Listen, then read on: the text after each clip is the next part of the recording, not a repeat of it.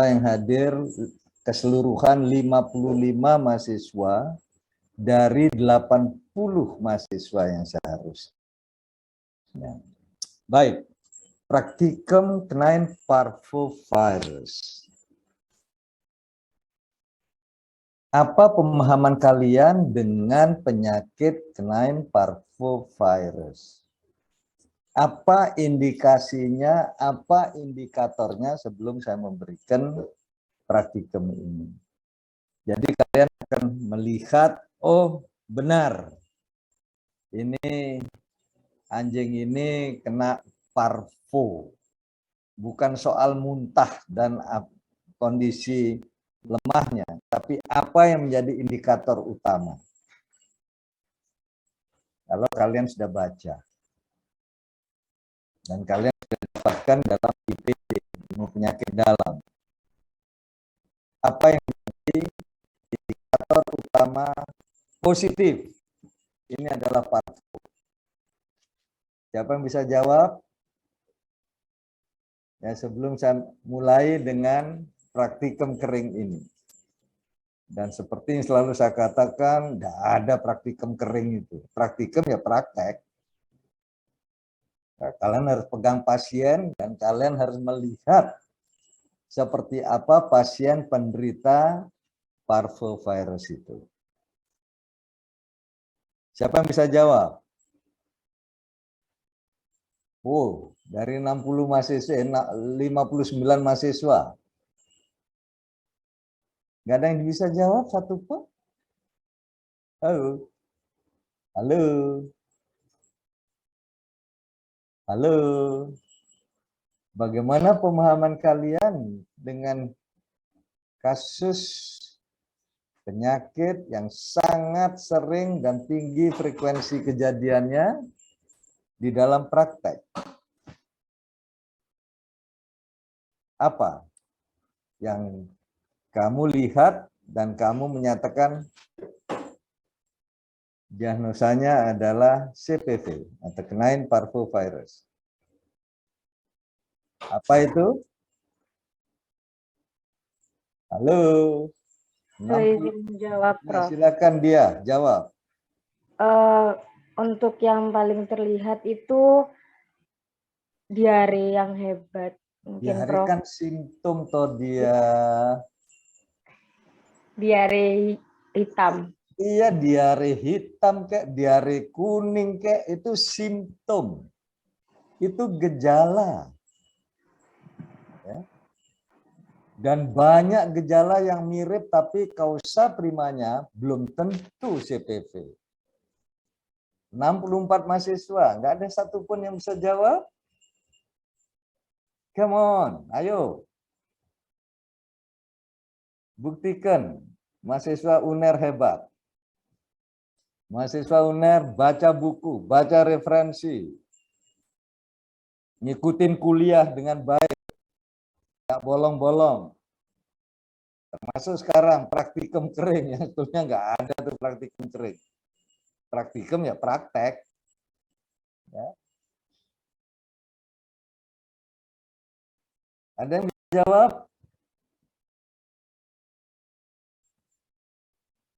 Nggak ada yang bisa jawab. Halo? Nggak ada yang bisa jawab? Izin mencoba jawab lagi boleh? Boleh, silakan dia. Rendahnya sel darah putih, Prof, harus diuji terlebih dahulu. Persisnya apa itu? Terjadi apa? Persisnya kejadiannya disebut apa? Jangan kamu hanya dibisikin atau diberitahu tanpa memahami. Kenapa? Kenapa? Oke. Saya akan mulai. Apa itu CPV? Yang merupakan penyakit disebabkan oleh virus. Dan di sini virusnya dengan kategori small, non-envelope, DNA yang berisikan virus. Requires sangat cepat, ya, dividing cell for replication. Jadi GI epithelial cells di bone marrow maupun CPV1 ataupun CPV2A maupun CPV2B secara ekstrimnya stabil, ya, dalam kondisi apapun. Can exist for 5 months or longer, atau lebih lama lagi, on fomites. Ya. Need sodium hypochlorite solution 1:30 to kill. Ya. Dan dibutuhkan sabun, deterjen, desinfektan, tidak bisa membunuh virus. Jadi penggunaan sabun, deterjen sekaligus itu desinfektan tidak bisa membunuh virus. Karena itu yang saya sampaikan, kalau berkaitan dengan virus CPV, apa yang diserang tentunya adalah daya tahan tubuh.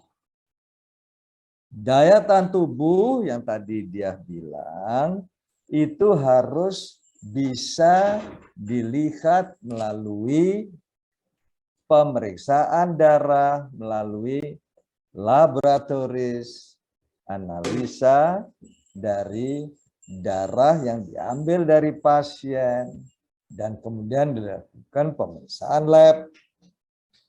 Berkaitan dengan pertahanan tubuh tadi, yang dilihat tentunya adalah leukositnya. Dan di sini leukosit yang terserang virus atau parvovirus tentunya mengalami penurunan yang drastis. Karena itu dikenal dengan leukopenia. Sehingga penyakitnya pun sering disebut panleukopenia. Itulah yang harus dipahami. Apa yang menjadi kausa prima, penyebab kejadian dari penyakit yang dikarenakan infeksi virus, yang dalam hal ini adalah virus panleukopenia yang dikenal juga dengan virus parvo. Untuk itu, saudara, buat mereka yang nggak hadir, salahnya sendiri. Virus ini merupakan virus yang luar biasa tingginya penularannya. One of the most common infectious disease in dogs, including also in cats. First discovered in 1970, for dogs. In 1980, CPV2 evolved into CPV2A. In 1984, CPV2B emerged. Then, in the US today, CPV2B is predominant strain. Jadi merupakan strain yang sangat dominan di awalnya. Jadi untuk Far East and Europe, CPV2A and CPV2B. Inilah penyebaran dari virusnya. Bagaimana transmisinya? Highly contagious, sangat tinggi ya, penularannya. Fecal contamination, oronasal exposure, jadi direct contact dengan feces of anjing yang menulari, yang sudah tertular. Termasuk juga kalau kalian bermain di seperti di PTC, tempat di mana banyak anjing dijual, kemudian human clothing, pakaian kalian, sepatu dan yang lain itu juga menjadi carrier yang menjadi penyebab penularan dari kontak yang kalian lakukan dengan sumber infeksi. Inanimate objects, surgical instruments, grooming equipment, kalau kalian bawa anjingmu ke tempat grooming, insects and rodents action as sebagai vectors, ya. Hair coat of dogs, jadi bulu dari anjing pun atau rambut dari anjing sebagai vektor. Patogenesisnya lebih dari 8 minggu pada anjing usia anjing ya. Dan skemanya bagaimana oronasal exposure yang kemudian memberikan regional lymph nodes and pharynx dan tonsils yang menjadi sumber dari viremia yang kemudian berkembang pada lymphoid tissue, pada bone marrow, dan intestinal epithelial cells yang merupakan crypt necrosis yang menjadi penyebab terjadinya enteritis dalam wujud simptom yang tadi disebut diare, jadi bisa mild, ya, bisa juga severe, jadi bisa diare yang masih belum hebat sampai dengan menyebabkan penderitaan itu. Sedangkan dari lymphoid tissue dan bone marrow itulah yang kemudian menjadi penyebab penurunan daya tahan tubuh dan dikenal dengan penurunan dari leukosits, dan itulah yang disebut dengan leukopenia.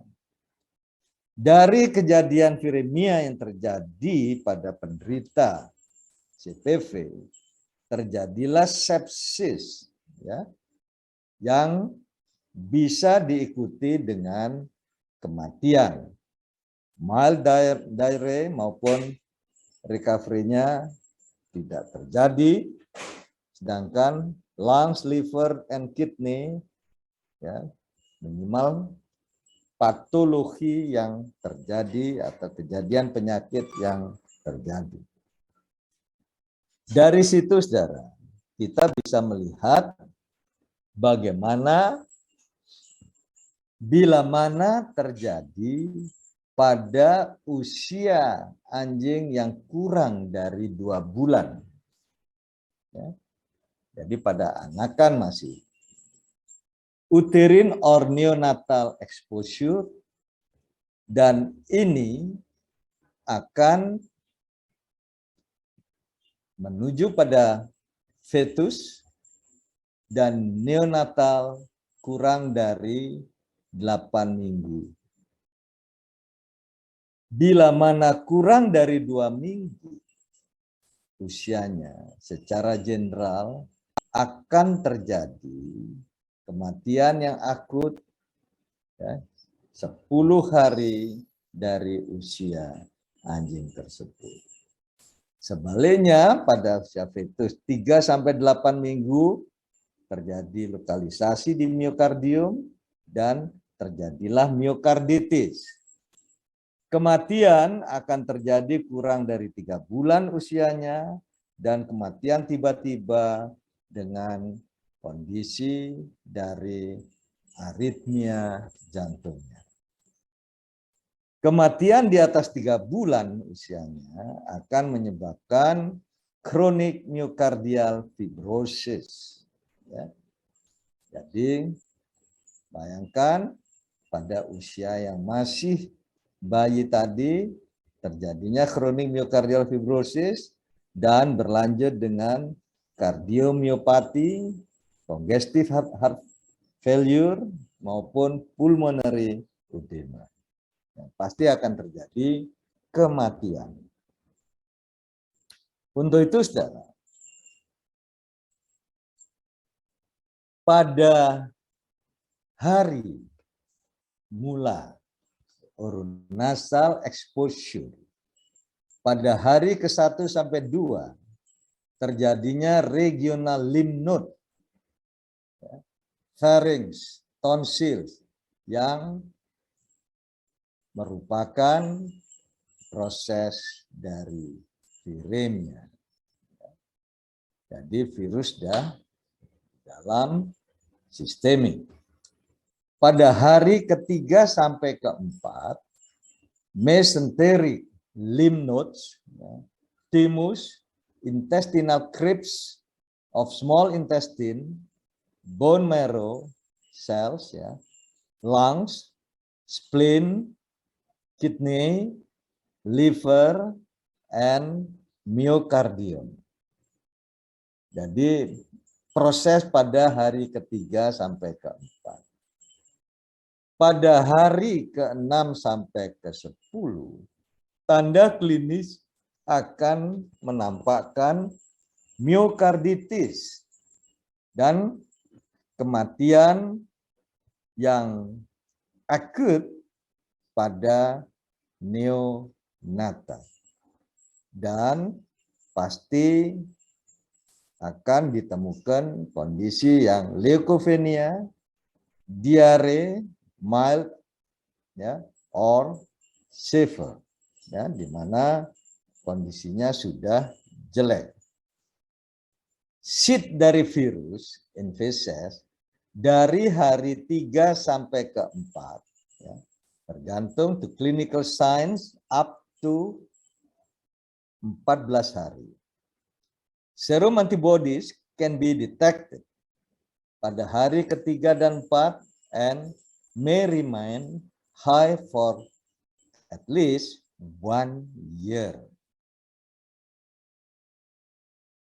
Prosesnya kemudian masih aspek pathogenesis. Intestinal crypt epithelial cells, ya, secara generate atau new generate and mature epithelial cells bahwa migrate, ya, to the tips of the villi. Jadi migrasi, pindah. Sedangkan villi epithelial cells assimilate nutrients and acquire absorptive capacity. Most of digestion and absorption occurs here, terjadinya di sini. Jadi dalam saluran cerna and absorption. Villi, seed, epithelial cells every 3 until 5 days and need replenishment of cells from the crypts. C. diff infection causes normal cell turnover impairment, dan villi become shortened atau blunted, mucosa slough feces in contact with open blood vessels. Terjadinya sepsis ensues. Dan tentunya pada kondisi sepsis ensues ini terjadilah yang disebut endotoxic shocks. Jadi gram negatif sepsis akan tampak.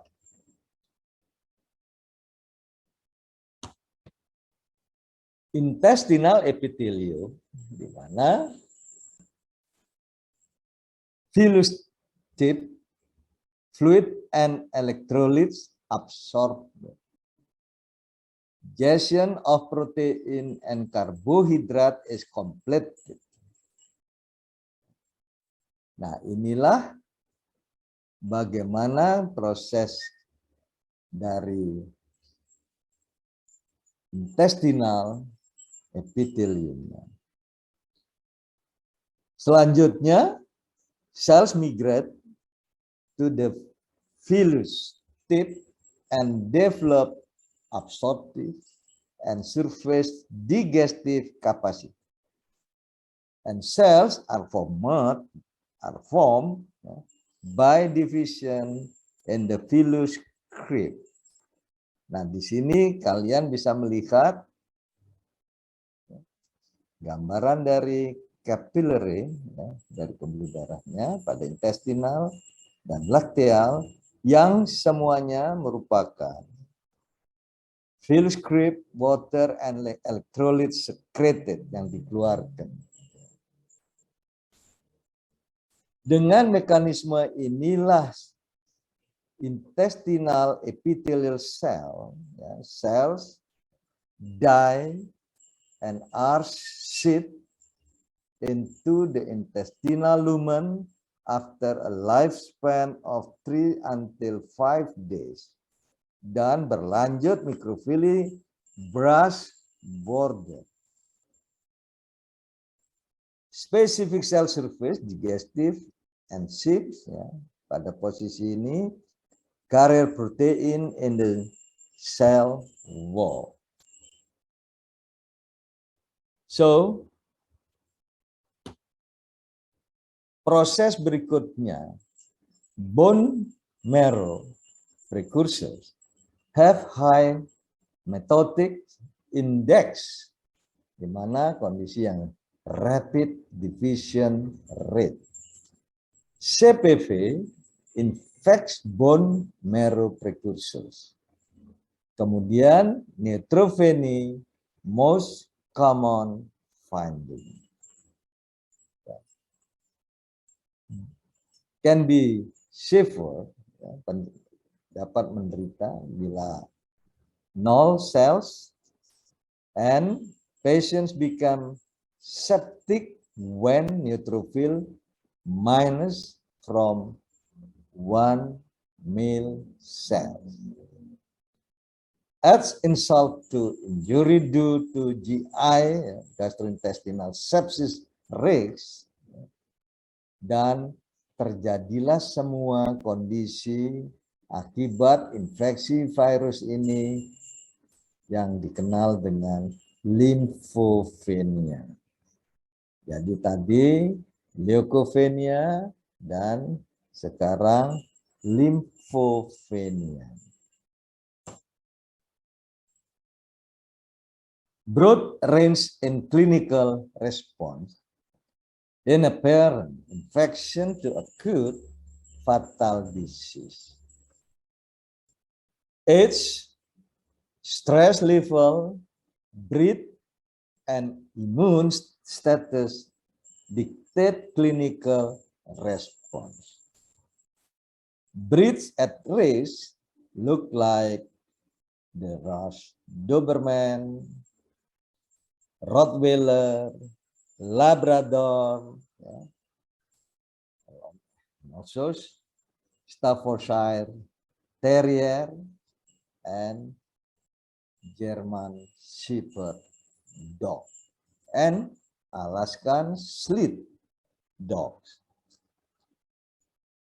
Most severe clinical cases are in pups younger than 12 weeks. Jadi pada usia 3 bulan yang tentunya merupakan bayi ya anjing yang masih muda. Let protective immunity have an increased number of growing dividing cells.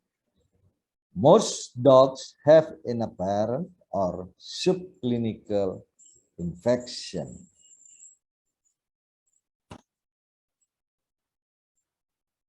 Rapid progression of clinical signs. Vomiting is often severe, followed by diarrhea, anorexia, and dehydration. Diarrhea characteristic, sudden onset of yellow gray diarrhea streak or darkened by blood, melena or hematochezia, and foul smelling.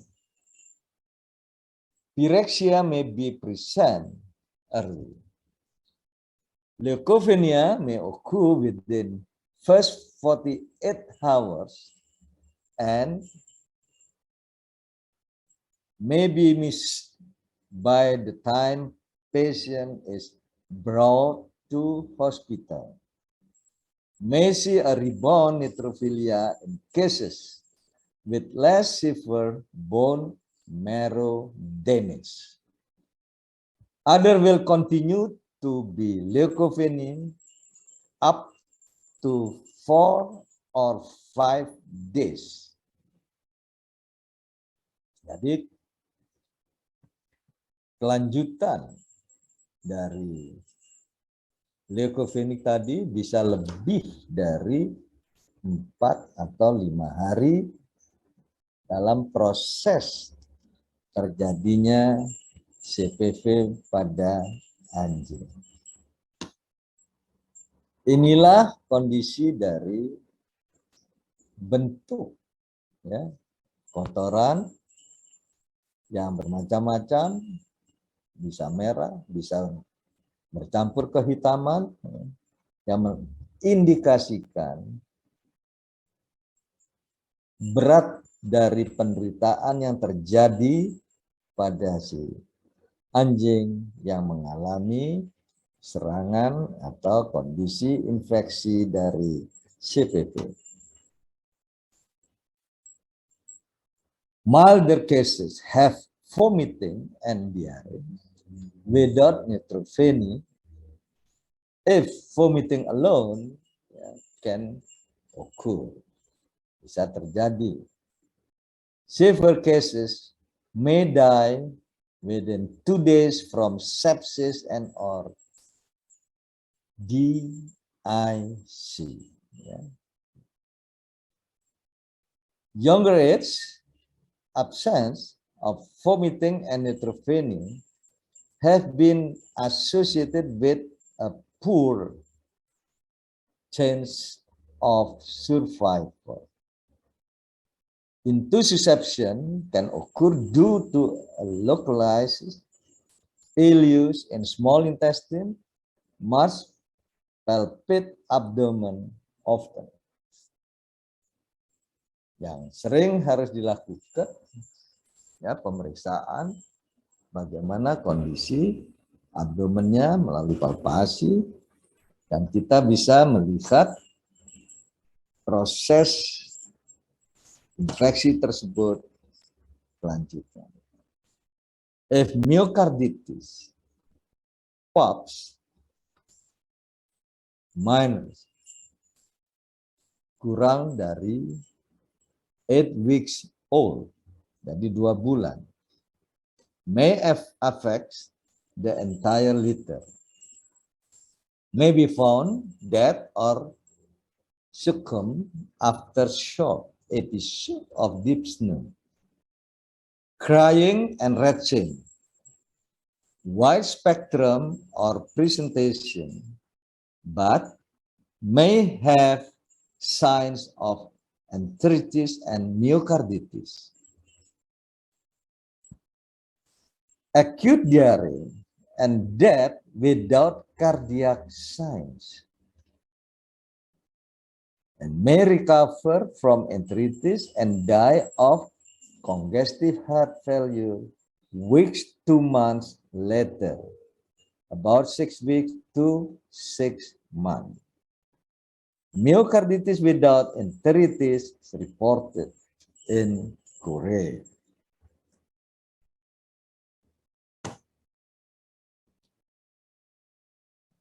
CBC, neutropenia, neutrophilia, left shift neutrophilia, toxic neutrophils, case of the lymphopenia and thrombocytopenia.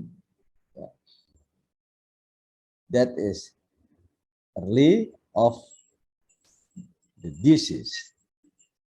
Clinical pathology, azotemia and prerenal infection, hypoproteinemia, hypoalbuminemia, and hypoglobulinemia. Severe enteritis with increased vascular mucosal permeability, with hypokalemia, hypoglycemia, hyponatremia, and hypochloridemia, and metabolic acidosis or alkalosis. That is the clinical pathology of the CPV. Urinalysis non-specific, Weisge increase in dehydration. Coagulation profile, the PTT increase, FDP increase, fibrinogen decrease, AT3 decrease, and D-dimers increase. All the signs of the condition analysis should be knowing very well, and with the condition, we know very well also how about the infectious, the canine parvovirus. How about the infectious of the virus? So it's very dangerous. That's why it's very important. You should be vaccinated, all of the dog, regularly, as like as recommendation. PCR is specific and sensitive and can differentiate between vaccine and infection. Not commercially available. Antibody titers are high by 3 days and rise by 10 until 14 days. That is the commercially available.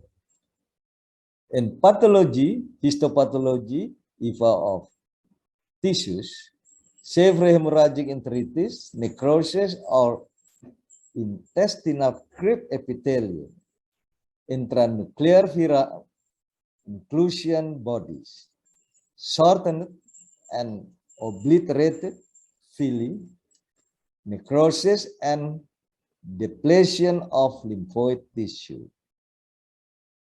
Spleen, Pierce patches, mesenteric lymph nodes, and thymus. Myocardium has pale streaks. Non-suppurative myocarditis with infiltration of lymphocytes and plasma cells.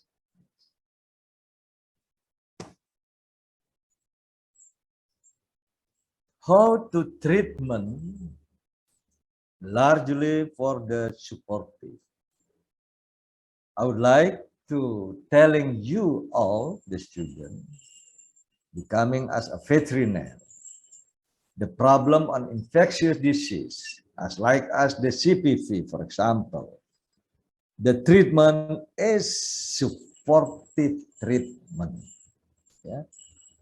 That's why you should be learning very well and in practice how to intravenous fluid therapy. Again and again, I'm telling you, practices how can to intravenous fluid therapy. That is for replace fluid and electrolyte deficit. And then maintain fluid and electrolyte balance by the potassium and glucose must be supplemented and monitored closely. For the NPO, keep the GI tract rested until no more vomiting or bloody diarrhea. Could consider TPN, but patients are at a high risk for sepsis. They usually recover within 7 until 10 days. Broad spectrum antibiotics, gram negative, bacteremia, or sepsis. Penicillin derivative, aminoglycoside combination. Cephalexin, good choice for gram-positive anaerobic infections. Must be sure are hydrated prior to using aminoglycoside is gram negative. Must be on fluids at least 24 hours prior to starting amikacin, less nephrotoxic than gentamicin. Can use fluorinated quinolones as like asbitril in puppies. That's why very good warning. Yeah. Don't use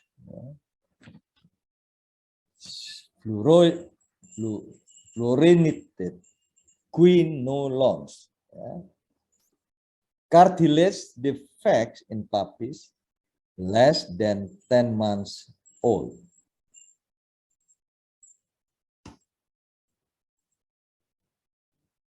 For the antiemetic, helpful in vomiting dogs. Reduce amount of fluid and electrolyte loss. Makes patient feel better. Metoclopramide, usual choice.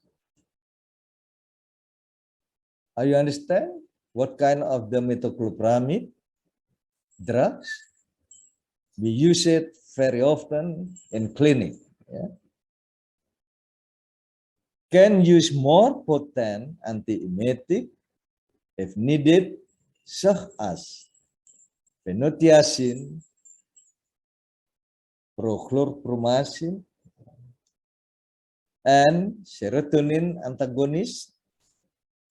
Must be careful with motility modifying drugs such as metoclopramide due to complication of intussusception.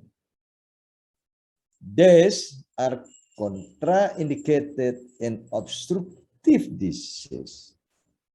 That's why be careful and always read very clear. Yeah. Don't be mistake.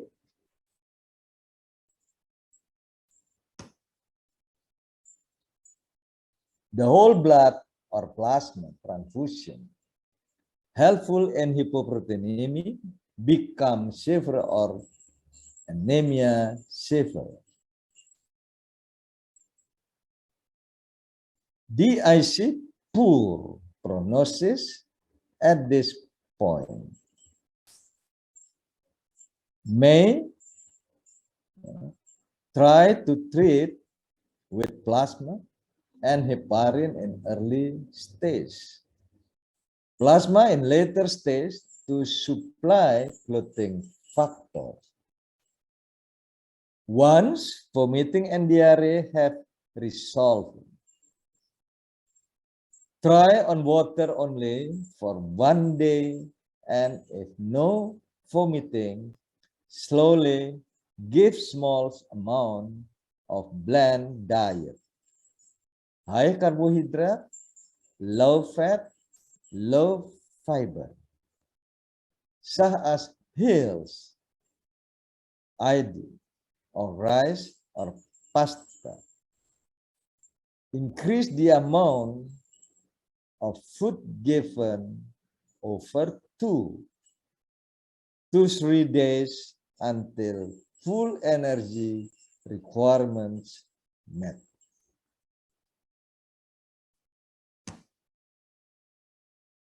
Always deworm with a broad spectrum dewormer to include Giardia infection before leave the hospital. Co-infection with parasite common in immunosuppressed or young animals. In general, pups that survive greater than 3 days will likely recover, but sudden death or sudden relapse can occur. So that should be carefully. Can have chronic diarrhea due to fibrosis of small intestine in severe cases, but not common.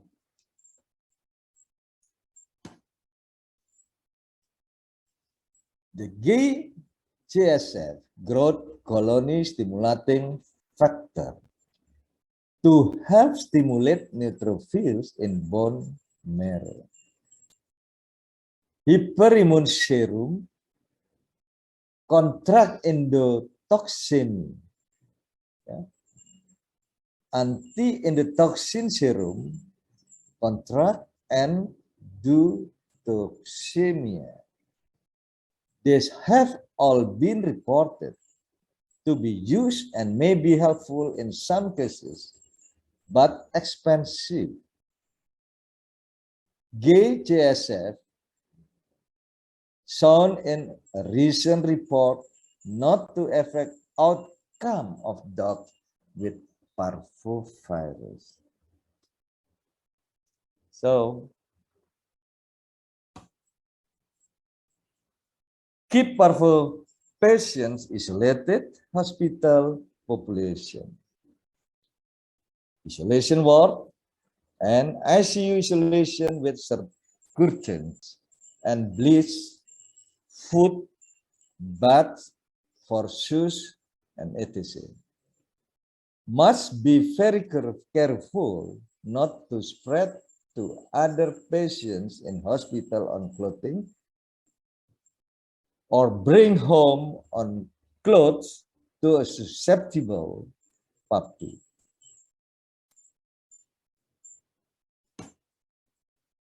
Prevention.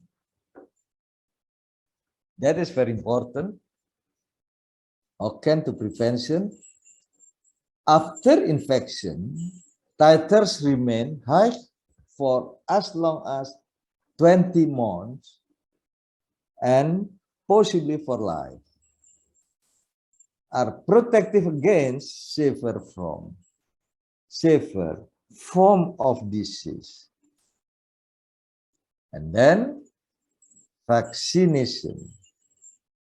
Low titer attenuated live CPV2 vaccine. For short live immunity, must boosters every year in adult. Puppies goes through the 8 or 12 or 16 weeks boosters, except for breeds at risk that have an additional 20 and 22 week boosters. maternal antibodies are present that prevent the immune system from responding to vaccine when present. This can occur at 6 weeks of age or as late as 18 weeks or more, depending on the amount of antibody transferred to the pup from the mother. Window of opportunity for parvo when maternal antibody titer too low to protect, but too high to allow vaccine to work about at a 3 weeks period. Some puppies do not seroconvert to the antigens present in the CPV2 vaccine given.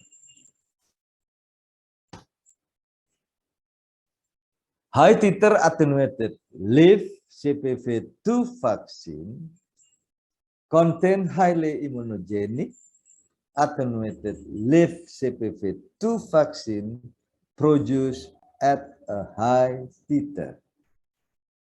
Studies show high titer vaccine will immunize pup with low to moderate level of maternal antibodies to CPV.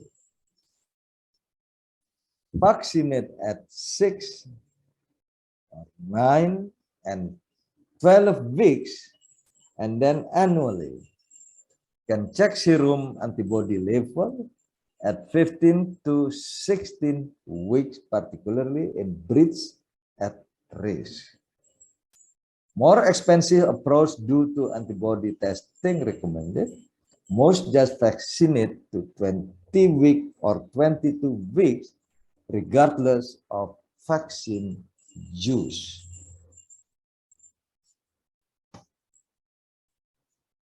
For CPV1, minute virus of canines, discovered in 1967 in feces of military dogs. Different virus than CPV2, now homologized in DNA or antigenicity. Clinical disease usually restricted to pups less than 3 weeks old. Transplacental disease infection, early fetal death, birth defects. The enteritis, pneumonia, and myocarditis found in natural infection. Ada ngomong apa-apa enggak itu? Fading puppy syndrome, sudden death, kematian tiba-tiba. No commercial test. Have you the disturbing? No commercial test available.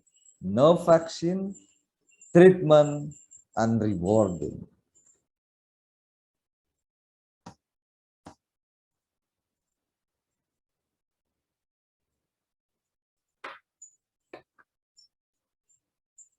So that is the canine coronavirus. And then you can looking that as the reference.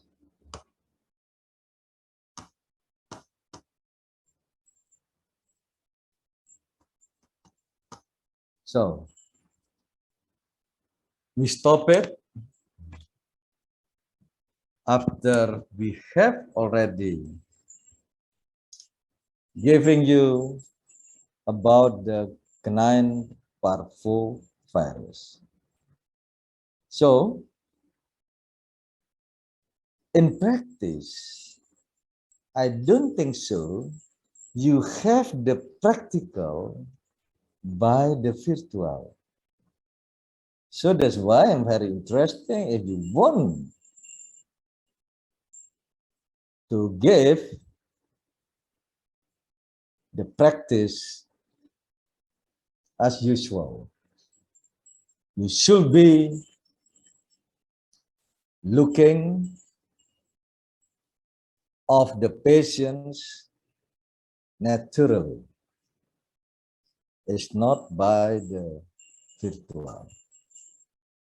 That is in my opinion. So that's why you have the problem after you have you giving for the practical in virtual look like that. I don't know if you have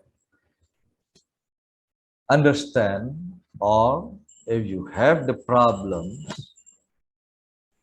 to understand, isn't it?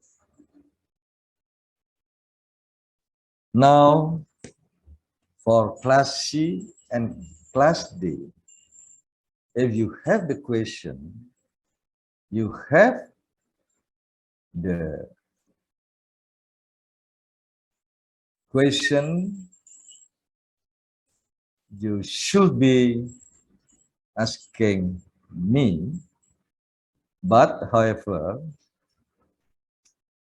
that is the problem.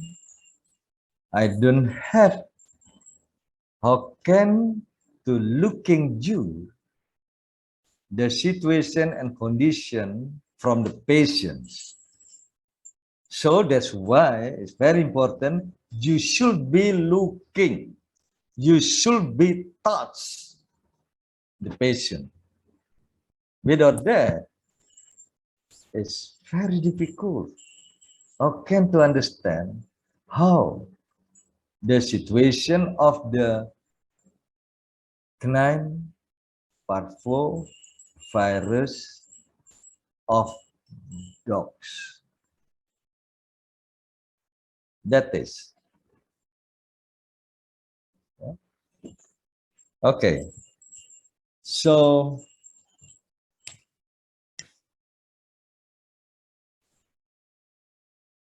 untuk 70 mahasiswa yang hadir pada praktikum ini. Yang 10 mungkin ikut MBKM, saya nggak tahu. Tapi sejujurnya, ya, nggak ada praktikum virtual itu. Kenapa? Namanya praktikum is practice. Namanya praktikum harus memegang pasien, harus memeriksa pasien, harus melakukan apa yang harus dilakukan. Mulai dari melakukan identifikasi bagaimana kondisi pasien yang terkena parvovirus ini dan bagaimana melakukan pertolongan pada pasien tersebut. Yang pertama tentunya adalah identifikasi. Sebentar, tunggu sebentar ya.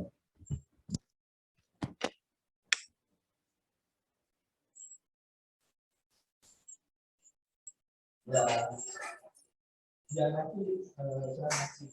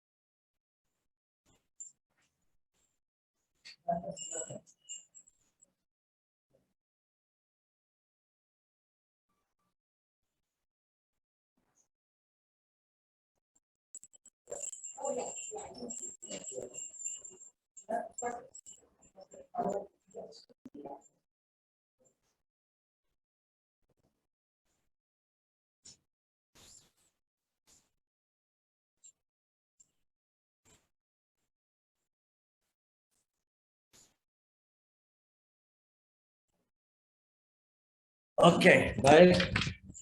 Kelas C dan kelas D. Semoga apa yang disampaikan dalam praktikum hari ini, yang bahannya bisa kalian download dari Learning Hebat, ya. Dan selanjutnya silahkan. Saya akan mencoba, tadi saya sudah awali, bagaimana kalian mengidentifikasikan penderita benar-benar mengalami kejadian infeksi kenine parvovirus. Dan untuk itu tidak ada yang bisa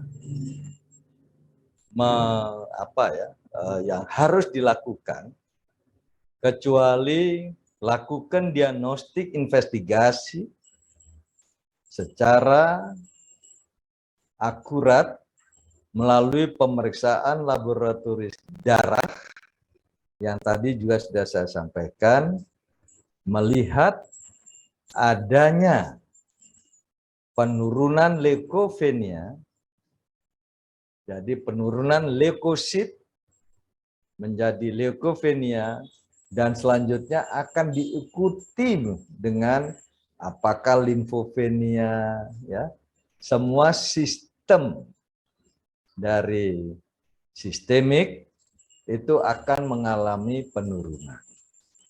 Terlebih apabila sudah terjadi vomiting maupun diare yang profus, yang tentunya yang berat, sehingga menimbulkan gangguan dari cairan tubuh yang hilang, yang mengakibatkan penderita akan mengalami kondisi yang benar-benar drops. Karena itulah dalam terapi yang diberikan, tadi sudah disebutkan adalah terapi suportif. Bisa menggunakan RL plus kombinasi dan dextrose untuk memberikan supporting energinya. Dan itu sering dilakukan yang disebut infusion by the D5RL, ya, D5RL. Untuk pemberian terapi seperti itu adalah pilihan utama dalam menjaga keseimbangan cairan tubuh sekaligus memberikan supporting terapi terhadap penderita. Injeksi yang diberikan bisa berupa antibiotik yang tentunya dimulai dari golongan beta-laktam, artinya golongan ampicillin, ya, yang bisa memberikan supporting terhadap infeksi yang terjadi. Hati-hati, tadi sudah diingatkan juga untuk memberikan antibiotik golongan quinolone. Ya, hati-hati. Karena ada beberapa yang bisa mengalami kontraindikasi. Sedangkan untuk pengobatannya lain juga sangat hati-hati. Jangan sampai memberikan golongan obat-obat steroid yang justru akan menjadi kontraindikasi terhadap pasien penderita yang mengalami gangguan terhadap pertahanan tubuhnya. Jadi leukositnya mengalami gangguan, ya, infeksi yang luar biasa. Karena jangan pernah berikan obat-obatan golongan steroid. Hati-hati. Berhasil dan tidaknya dari penderita parvovirus adalah seberapa besar infeksi yang dialami. Semakin besar infeksinya, semakin lebih menyulitkan buat penderita untuk recovery kondisi tubuh yang mengalami infeksi tersebut. Namun demikian, banyak juga pasien yang bisa sembuh karena memiliki daya tahan tubuh atau antibodi yang luar biasa yang menyebabkan kekuatan tubuhnya itulah yang bisa memerangi virus yang menginfeksi dirinya. Ada yang tidak tertolong? Pasti. Banyak? Pasti banyak. Tapi ada yang bisa tertolong? Ya. Kembali pada kekuatan daya tahan tubuh dari si pasien.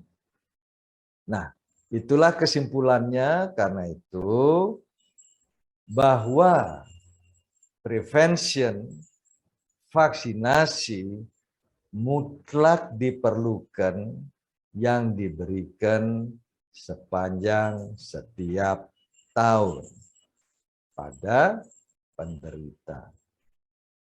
Itulah simpulan yang bisa saya sampaikan berkaitan dengan praktikum kenaian parvovirus ini, yang tentunya saya harapkan bahwa praktikum virtual tentunya harus mulai digantikan dengan praktikum hands-on. Kenapa? Karena kalian di situ akan belajar mengambil darah, memeriksa laboratoris darah, kemudian memberikan supporting terapi dengan memasang infus, pemberian terapi infus pada pasien. Dengan demikian, saudara, itulah yang akan memberikan pertolongan yang utama dan dalam kondisi yang semakin membaik, faktor kesembuhan dengan supporting terapi yang diberikan akan memperbaiki antibodi dari pasien penderita. Dengan perbaikan antibodi, tentunya dia akan mampu bertahan dan bisa mengalahkan virus yang menyerang dan memperoleh kesembuhan. Itu yang harus dipahami. Silakan kalau ada yang mau ditanyakan, monggo.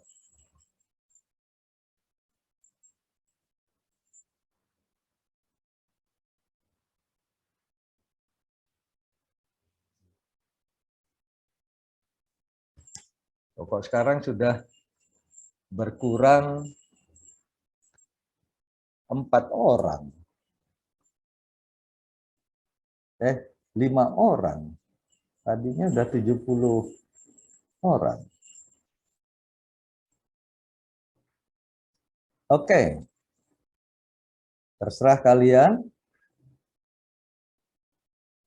Kalau nggak ada pertanyaan, saya akan akhiri bimbingan praktikum yang saya berikan. Nggak ada yang tanya? Sedangkan untuk materinya kalian bisa download di Learning Hebat.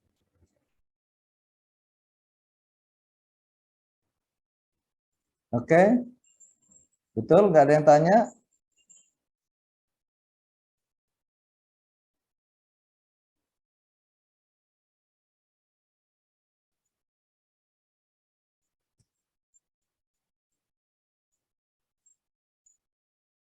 Bagaimana?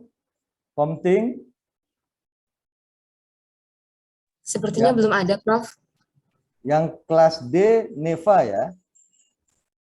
Yang kelas C, Yang kelas C Hanifah Haq, Prof. Saya, Prof. Hanifah. Hah? Hana Hanifah. Iya, Hanifah, Prof. Oh, bukan Hana Hanifah. Bukan. Oh ya. Baik Hanifah. Jadi khusus untuk Komting IPDV ya kamu ya. Iya, benar, Prof. Ya, IPDV kan. Jadi untuk kelas IBKV beda lagi ya komtingnya. Ya. Iya, benar, Prof. Tiap komting mata kuliah per Baik, kelas berbeda-beda. Ya. Ya sudah, bagi-bagilah. Baik, kalau gitu saudara, sampai ketemu untuk kelas D dan kelas D yang mengikuti materi kuliah IBKV akan bertemu dengan saya lagi hari apa itu ya? Hari Senin ya? Atau hari apa? Lupa saya. Hari Rabu, Prof. Oh, hari Rabu ya. Oke. Jadi sampai ketemu hari Rabu untuk kelas C dan kelas D, bergantian itu ruangannya itu di kampus. Baik, nanti saya akan sampaikan bahwa praktikum sudah dilakukan.